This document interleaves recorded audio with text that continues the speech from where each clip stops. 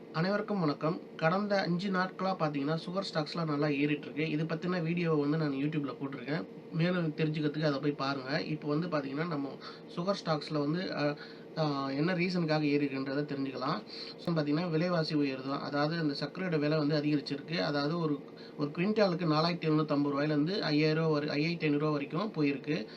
இதனால சர்க்கரையோட அளவு rate அதிகமானனால sugar கம்பெனிஸ்லாம் நல்ல ஒரு ப்ராஃபிட்ட குடுத்துட்டுருக்கு. அப்புறம் பார்த்தீங்கன்னா, பற்றாக்குறை. தேவைய நம்மகிட்ட அதிகமா தேவைப்படுது. ஆனா பற்றாக்குறையா இருக்கனால சுகர் ஸ்டாக்ஸ்லாம் இன்னைக்கு ஏறிட்டு இருக்கு. கிட்டத்தட்ட 3.5 மில்லியன் டன்னு தான் நம்ம அக்டோபர் மாசம் வரைக்கும் கையிருப்பு இருக்குன்னு சொல்றாங்க.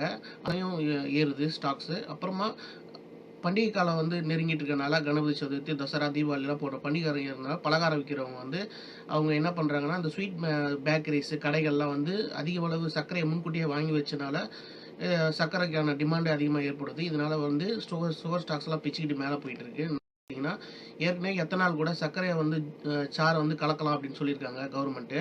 அது ஒரு பக்கம் இருக்கும்போது, இப்ப சர்க்கரையோட உற்பத்திக்கே நம்மளுக்கு டிமாண்ட் ஏற்படுறதுனால, இன்னும் சுகர் ஸ்டாக்ஸ்லாம் இன்னும் ஃபர்தரா மேல ஏறிட்டே இருக்கு. அடுத்தது பார்த்தீங்கன்னா, நம்ம நாட்ல மட்டும் கிடையாது, உலக அளவிலயும் பிரச்சனை இருக்கு.